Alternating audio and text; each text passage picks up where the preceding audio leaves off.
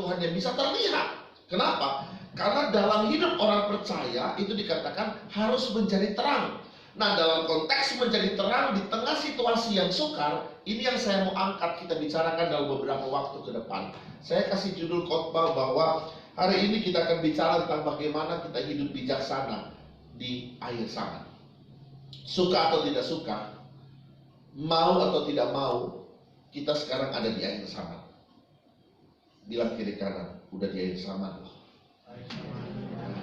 Ingatkan kiri kanan saudara, ini udah akhir zaman. Ya, dan Alkitab bilang tidak ada yang dapat mengganggu gugat apa yang dikatakan firman Tuhan, bahwa di akhir zaman akan datang masa yang sukar. Sebenarnya ada dua nubuatan besar yang berhubungan dengan akhir zaman.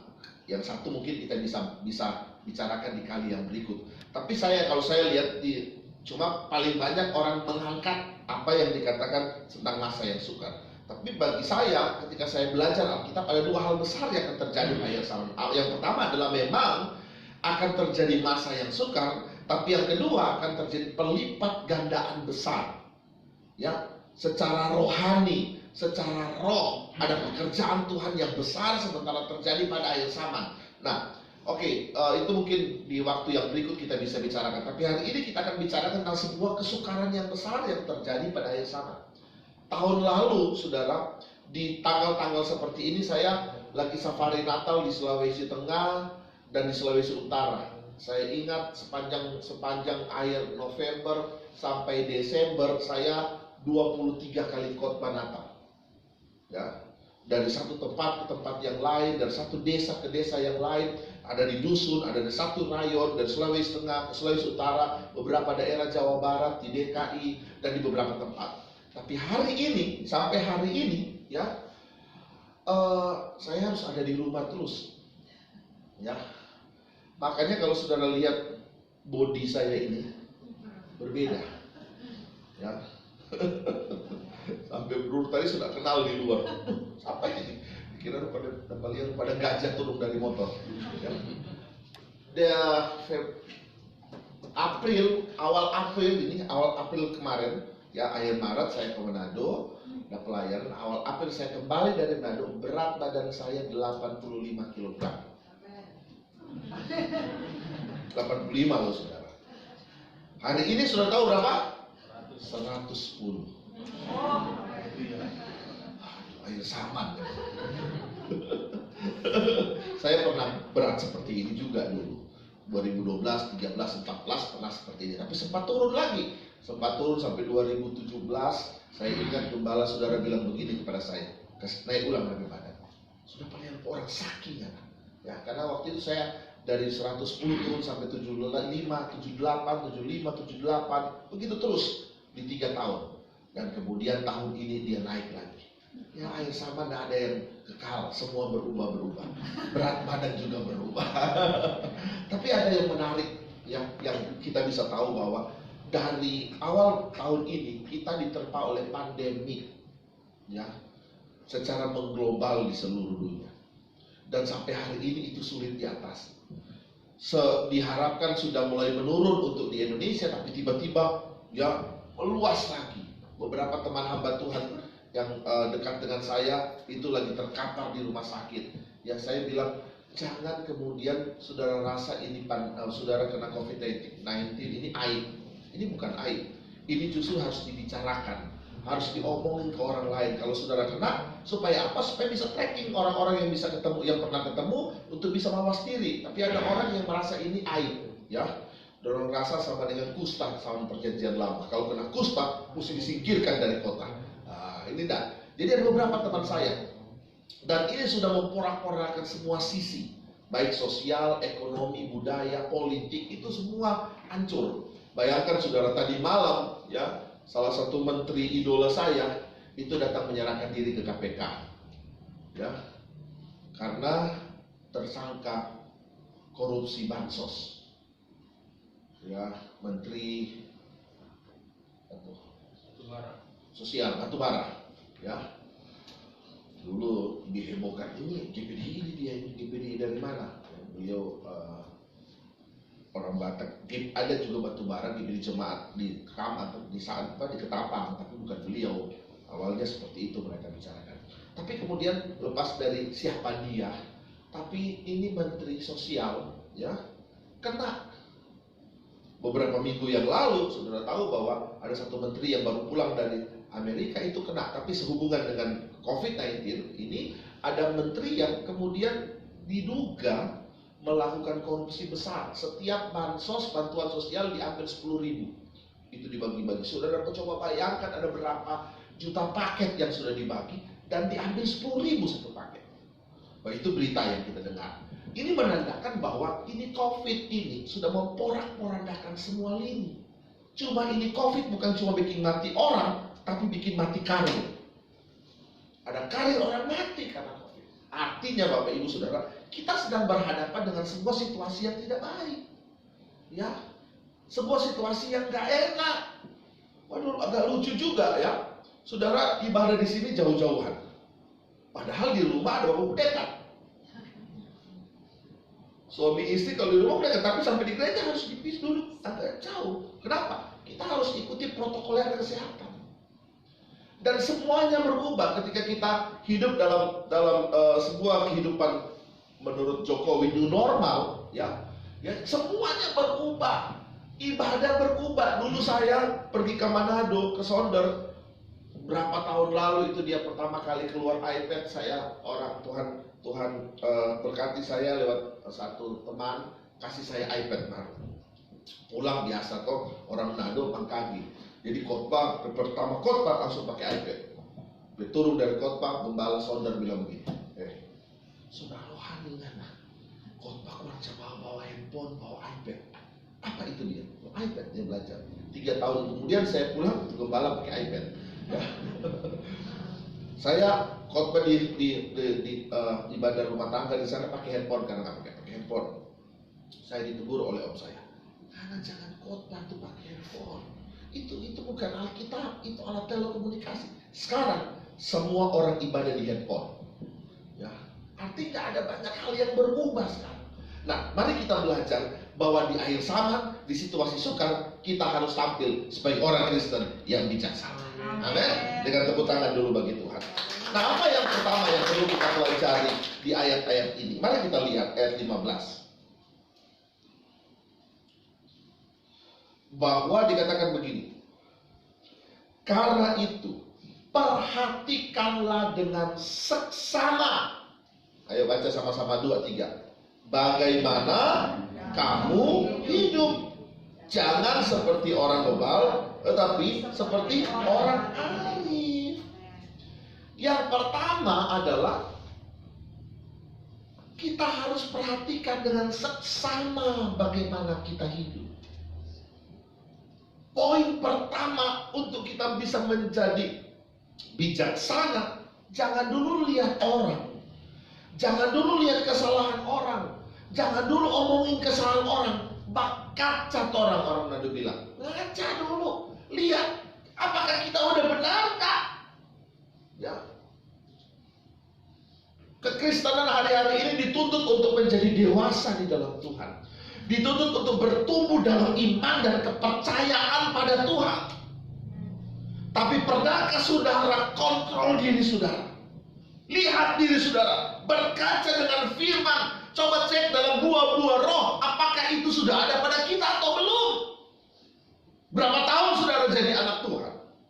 Ya, 10 tahun, 15 tahun, 20 tahun, atau ada yang baru 1 tahun, 2 tahun?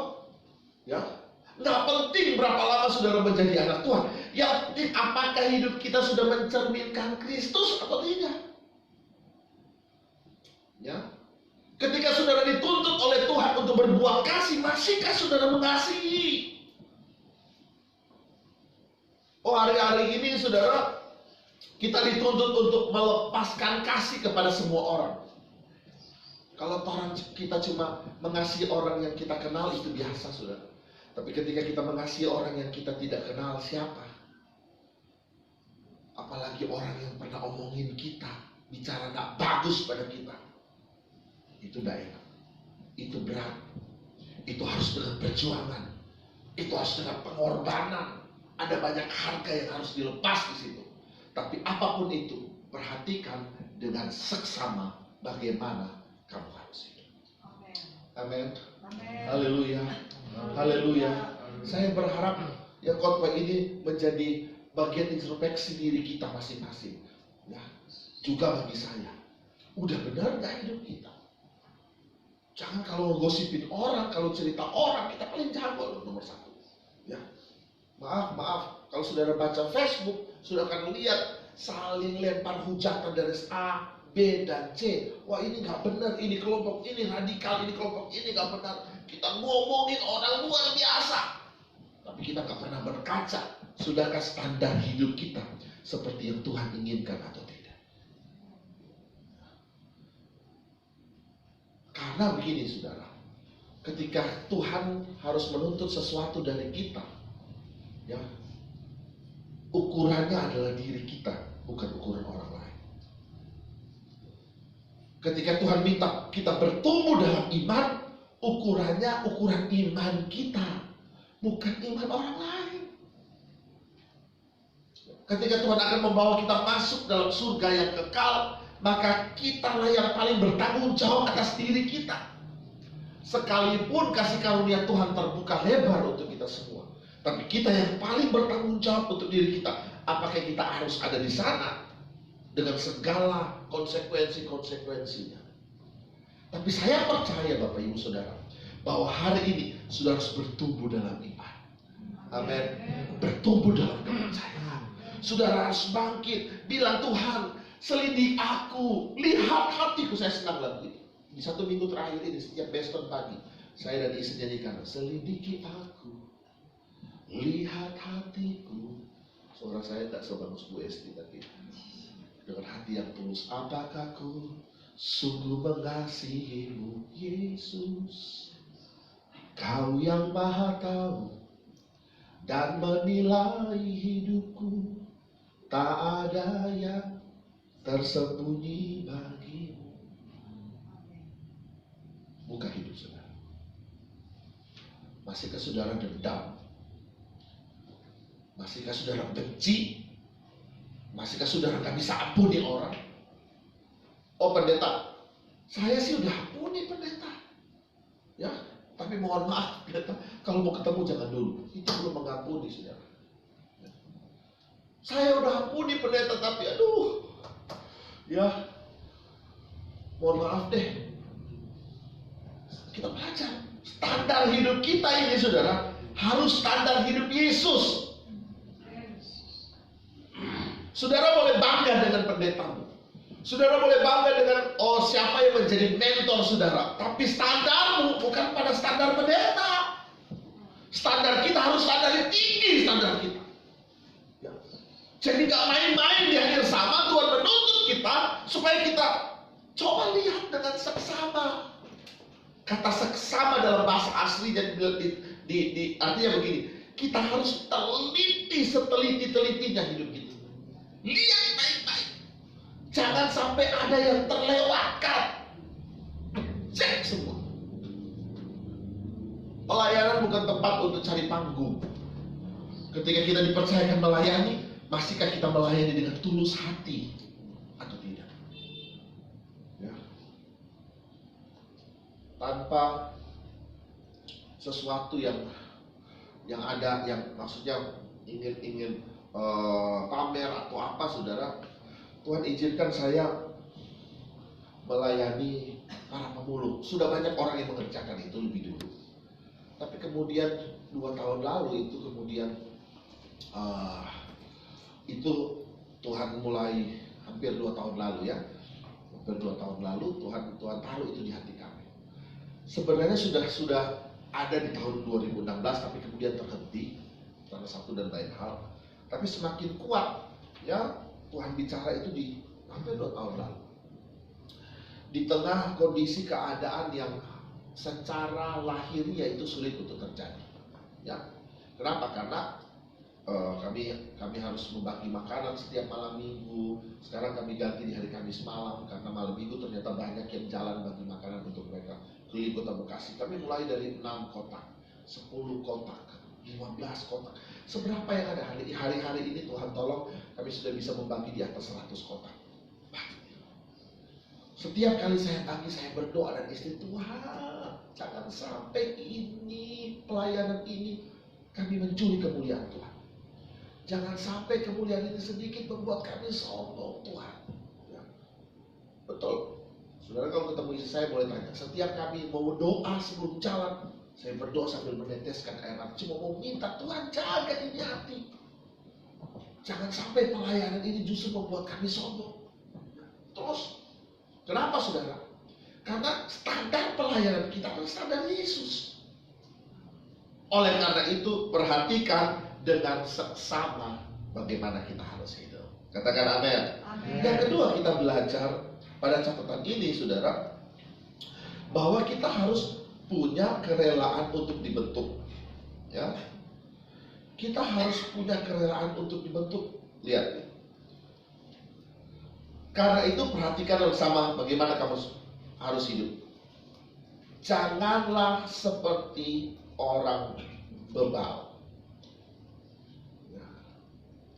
tetapi seperti orang arif. Jadi yang diinginkan Tuhan bukan seperti orang bebal, tapi seperti orang arif. Nah, untuk menjadi orang arif itu sebuah proses yang tidak mudah. Dan hanya orang yang mau membuka hati dibentuk dalam proses demi proses bisa membuat dirinya arif. Arif bijaksana. Itu nggak bisa saudara dapat di sekolah. Saudara sekolah S1, S2, S3, S4, S5. Sekarang ada S21 Samsung, ya. Saudara nggak bisa dapat, itu dia. Itu harus lewat dari satu proses ke proses yang lain. Dan proses itu harus dilewati dengan kerelaan hati untuk dibentuk. Nggak mudah loh. Maaf, Ibu Esti saya pinjam kesaksiannya. Nggak mudah Tuhan bentuk Ibu Esti dengan sakit. Nggak mudah.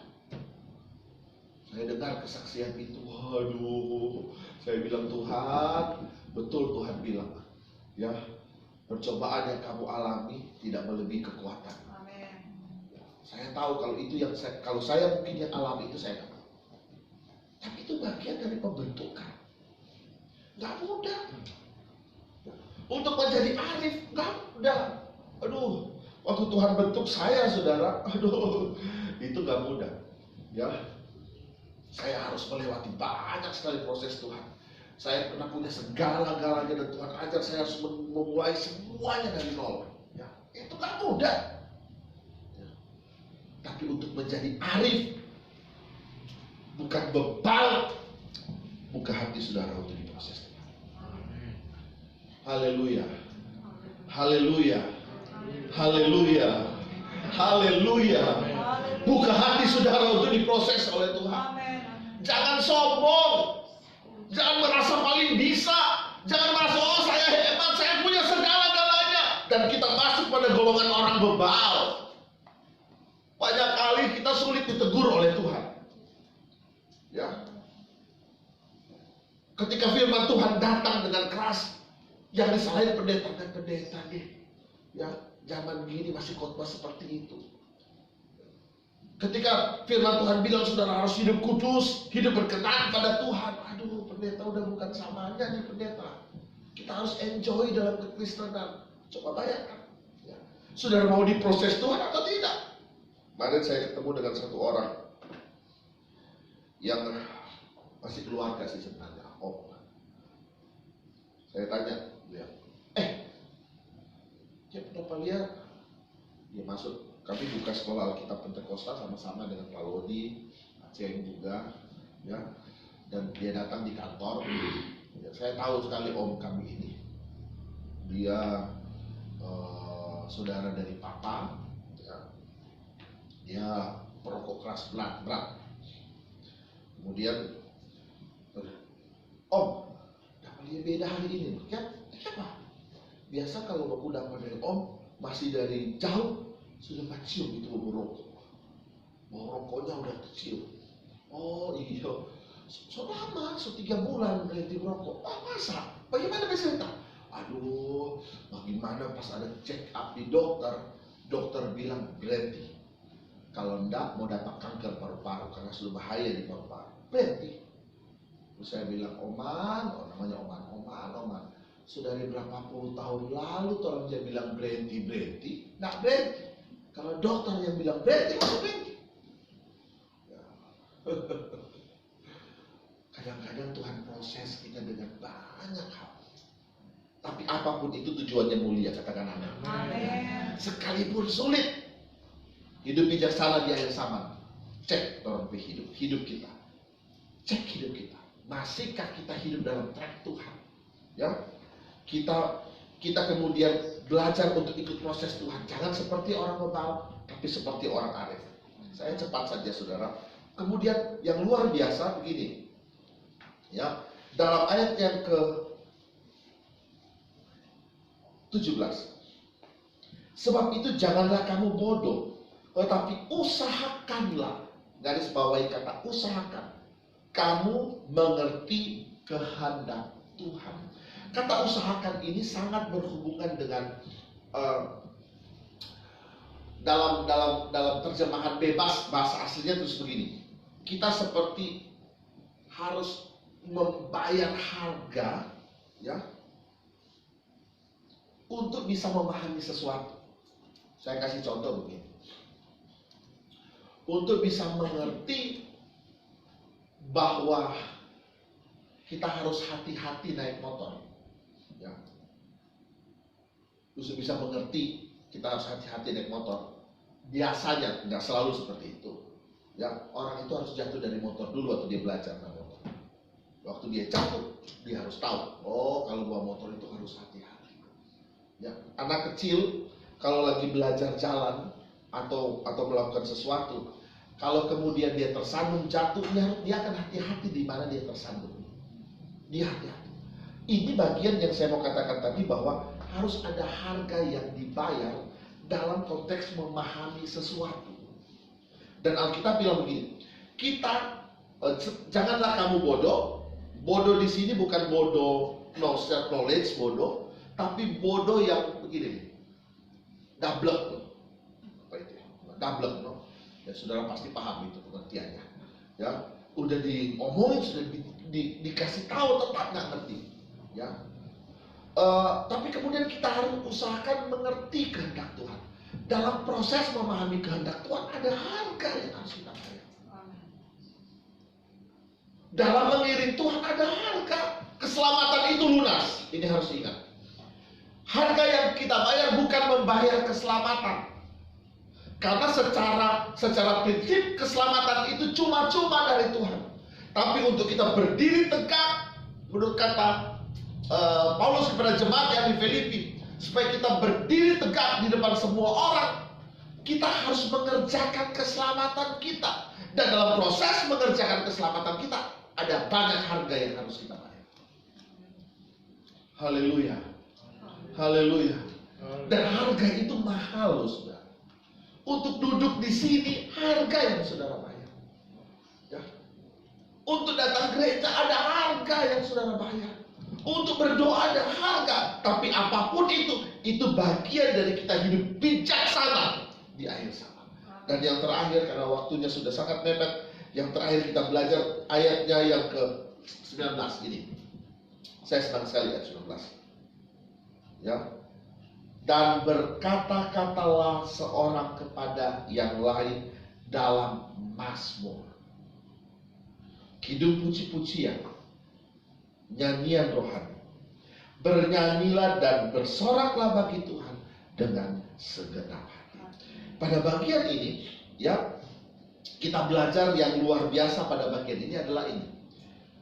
Orang mau hidup bijaksana di akhir zaman, jaga di perkataan. Bilang sama-sama, jaga perkataan. 2, 3. Jaga perkataan. Jaga perkataan. Alkitab bilang begini, ya, kita itu berkata-kata kepada seorang dengan yang lain dengan mazmur, bukan dengan gosip. Ya. Kita berkata-kata seorang dengan yang lain dengan kidung puji-pujian. Bersama-sama dalam sebuah persekutuan komunal, kita bersama-sama memuji Tuhan. Hendaklah ketika kita ada bersama-sama ngobrol satu dengan yang lain, kita menyembah Tuhan. Tuhan yang ditinggikan. Jangan cari promosi diri dalam sebuah persekutuan. Ya. Banyak orang dalam sebuah persekutuan dia cari panggung, dia cari kemuliaannya sendiri, dia ngomongin orang, dia cerita ini, dia cerita ini, dia lupa bahwa di hari-hari terakhir kata-kata itu bisa memecah belah semua orang. Mulai dari menghancurkan rumah tangga sampai menghancurkan sebuah bangsa, itu dimulai dari kata-kata. Kenapa hari-hari ini kita marak sekali melihat ya secara luar biasa itu dikerjakan oleh kaum radikal, itu perang kata-kata ya. Dengan segala hormat, tanpa saya merasa ini menjelekkan orang ya, sejahat apapun, tapi saya selalu berkata dengan segala hormat, apa yang dikerjakan oleh kelompok-kelompok radikal itu dengan kata-kata yang jahat ya, itu bisa merusak bangsa. Jangankan mereka, ada banyak kali kata-kata kita juga merusak persekutuan, merusak pelayanan, merusak pekerjaan Tuhan, merusak komunitas ibadah. Coba bayangkan, pernah nggak saudara rasa saudara tersinggung dengan kata-kata orang? Atau pernah nggak saudara hitung orang lain tersinggung dengan kata-kata saudara? Ya, udah nggak saya nggak gereja. Kenapa? Itu ibu itu mulutnya jahat ya. Bapak itu mulutnya jahat. Saya nggak mau ibadah. Kenapa? Aduh, saya nggak tahan tuh dengar ocehan dari A, B, dan C. Jaga mulut. Pakai mulut itu untuk memuja Tuhan. Amin. Pakai mulut kita untuk menyenangkan nama Tuhan. Amin. Kenapa? Kita harus jadi orang bijaksana di tengah masa yang sukar. Yang pertama, kita harus lihat hidup kita. Kaca. Coba cek. Yang kedua, selain kita harus lihat hidup kita, kita belajar tentang Tuhan, kita belajar tentang keajaiban yang Tuhan kerjakan supaya kita menjadi serupa dengan Tuhan. Alkitab katakan supaya kita harus mau melekat kepada Tuhan dalam sebuah bagian yang gak bisa dilepaskan. Kenapa? Kalau saudara mau berkaca dalam diri saudara, standarnya Tuhan. Ya. Kalau kita mau berkaca dalam diri kita, standarnya Tuhan. Kalau kita nggak rela untuk dibentuk, kalau kita nggak rela untuk diubah oleh Tuhan, kita sulit jadi bijaksana. Kekristenan itu bukan agama, saya selalu bilang. Kekristenan itu pengalaman kita dengan Tuhan. Pembentukan itu pengalaman dengan Tuhan. Kalau cuma sekedar agama, waduh, kita akan sibuk menyalahkan satu dengan yang lain. Tapi kalau sudah punya pengalaman dengan Tuhan, saudara gak akan pernah kecewa dengan Tuhan apapun yang terjadi. Amin. Itu pengalaman dengan Tuhan. Ya. Yang kedua,